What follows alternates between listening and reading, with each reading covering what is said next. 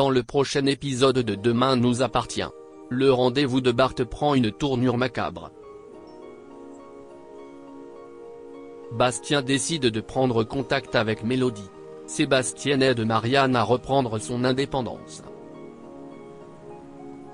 Attention, les paragraphes qui suivent contiennent des spoilers sur l'épisode de Demain nous appartient diffusé demain soir sur TF1. Si vous préférez ne rien savoir, ne lisez pas la suite. Jeudi 11 juillet dans Demain nous appartient. Le rendez-vous de Bart prend une tournure macabre. Ayant récupéré le Little Spoon qui lui avait été volé, Bart s'occupe des démarches pour se faire indemniser par son assurance. Il a déjà rencontré Caroline Leblanc, l'enquêtrice de l'agence, qui lui avait dit qu'il ne le serait pas. Bart a donc pris rendez-vous avec le directeur de l'agence. Mais en arrivant sur place, il tombe sur une horde de policiers et de pompiers sécurisant le périmètre. Aurore lui suggère de rentrer. Ressortant de l'agence, Nordine déclare à Aurore que le directeur de l'agence, Guillaume Drouet, est mort d'un coup sur la tête. Son corps a été retrouvé à 7 h du matin par la femme de ménage. D'après le légiste, Drouet serait morte il y a 2 jours déjà. Nordine n'a pas retrouvé d'arme du crime. En revanche, il a remarqué qu'un tiroir du bureau du directeur avait été forcé. À l'intérieur, il reste des balles et du matériel d'entretien d'une petite amie de poing. Quant à sa collègue Caroline Leblanc, elle demeure introuvable. Au commissariat, Aurore fait le point avec Sarah. Cette dernière s'est renseignée sur Caroline Leblanc. Après des études de droit à Montpellier, elle a fait des petits boulots dans la région jusqu'en 2018 où elle est entrée dans l'agence de Drouet. Elle n'a pas de casier judiciaire, mais elle a séjourné en hôpital psychiatrique pendant 6 mois au cours de l'année 1999. Au même moment, Roxane annonce que Caroline est décédée à l'hôpital il y a 2 jours d'un infarctus foudroyant. Aurore se rend à l'hôpital pour interroger William. Il raconte que Caroline l'a effectivement appelé en pleine crise d'angoisse alors que ses anxiolytiques ne fonctionnaient pas. William l'a donc reçue en urgence. Alors qu'il l'auscultait, elle s'est effondrée et est décédée. William a tenté de la réanimer, en vain. Noor, qui a également essayé, le confirme. Dès qu'il se retrouve seul, William supprime le numéro de Caroline Leblanc des contacts de son téléphone. Au commissariat, Sarah informe Aurore que Drouet était divorcé mais qu'il avait des relations occasionnelles avec une femme qui a un alibi solide. En dehors de ça, c'était un homme plutôt solitaire. Aurore se demande alors pourquoi le tueur ne s'est pas servi de l'arme de poing de Drouet, un 9 mm enregistré à son nom, qui était rangé dans le tiroir de son bureau. Au même moment, Damien annonce à ses collègues que d'après le légiste, Caroline est décédée 3 heures plus tôt que Drouet. Aurore suppose que l'infarctus de Caroline n'a pas été uniquement provoqué par une cause naturelle et envisage de réclamer une autopsie. De son côté, Sarah rejoint Roxane qui a découvert que Drouet retirait régulièrement de grosses sommes d'argent, mais que ces retraits n'apparaissaient pas dans les comptes de son agence. Au même moment, Bart les appelle pour leur dire qu'il a eu la confirmation que les contrats qu'il a signés avec la compagnie de Drouet sont des faux.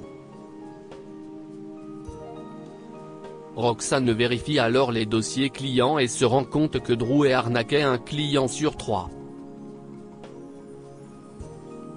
Il avait en effet créé une société écran du même nom que sa compagnie d'assurance dont les coordonnées bancaires étaient liées à un compte offshore aux Philippines. Nordine se joint à ses collègues pour les informer que Caroline Leblanc n'avait pas de proches et que personne n'a cherché à la joindre depuis son décès. Sarah et Roxane la soupçonnent d'avoir été la complice de Drew. Elles émettent ainsi l'hypothèse qu'un client aurait cherché à se venger d'eux. Pendant ce temps, Aurore passe à la morgue de l'hôpital où Marianne se rend compte avec stupéfaction que le corps de Caroline Leblanc a disparu et que son transfert n'apparaît nulle part sur les dossiers. Un peu plus tard, William débarque dans le bureau de Marianne en lui remettant le dossier d'autorisation de transport du corps de Caroline Leblanc, indiquant qu'il a été envoyé aux pompes funèbres. Marianne considère qu'il s'agit d'une faute professionnelle d'un employé de l'hôpital. Elle compte bien découvrir qui c'est. William, quant à lui, est visiblement mal à l'aise en apprenant que la police a réclamé une autopsie.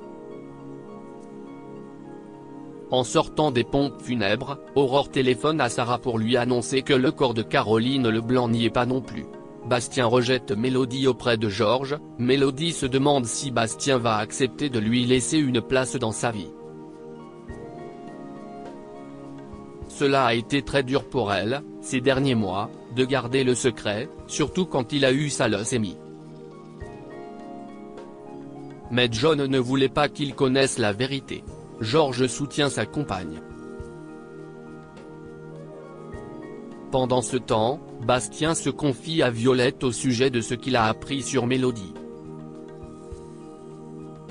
Il avoue qu'il n'arrive pas à la considérer comme sa mère. Violette lui rappelle qu'elle a aussi accepté une inconnue comme étant sa mère parce qu'il lui avait dit de lui laisser une chance et aujourd'hui, elle s'entend très bien avec Philippine. Au Spoon, Mélodie retrouve Audrey et Mona qui sont toutes deux soulagées de sa libération de prison. Ayant peu d'espoir que Bastien revienne vers elle après toute cette histoire, Mélodie ne cache pas sa surprise et sa joie lorsqu'il l'appelle pour lui donner rendez-vous au skatepark. Sur place, Mélodie le retrouve et lui raconte qu'elle le suivait à chacun de ses déménagements. Elle lui présente ses excuses pour ne pas lui avoir dit la vérité plus tôt et comprend sa colère. Elle exprime son désir d'apprendre à le connaître et d'être là pour lui. Mais Bastien rétorque qu'il la considère uniquement comme sa professeure de sport. Mélodie rentre alors chez elle, en pleurs, trouvant refuge dans les bras de Georges. Marianne veut vendre sa maison chez les Delcourt. Marianne interroge Diego sur le verre qu'il a bu en tête-à-tête avec Maud après l'apéro qu'elle avait organisé. Le jeune homme esquive la question, puis file. Chloé fait alors remarquer à sa mère son manque de subtilité. Marianne se défend en expliquant qu'elle veut simplement que les gens autour d'eux soient heureux et qu'elle a l'impression que Diego ne fera pas le premier pas tout seul. Chloé pense plutôt que sa mère cherche à combler le vide que la perte de Renaud a créé dans sa vie. À l'hôpital, Soisic prend des nouvelles de Marianne. Celle-ci avoue être très agacée par le comportement de sa fille qui analyse tout ce qu'elle fait.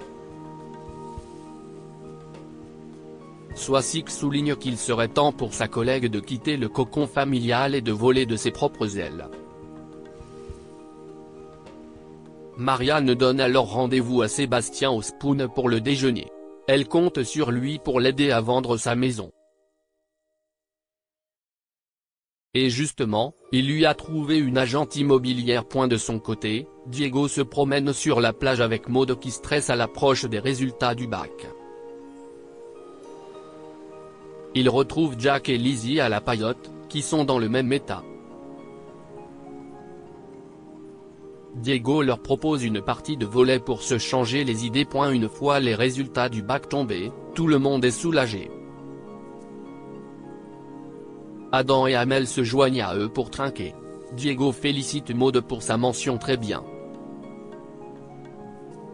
Seul Jack ne semble pas avoir la tête à la fête malgré l'obtention d'une mention. Et pour cause, il n'arrête pas de penser à Ryan.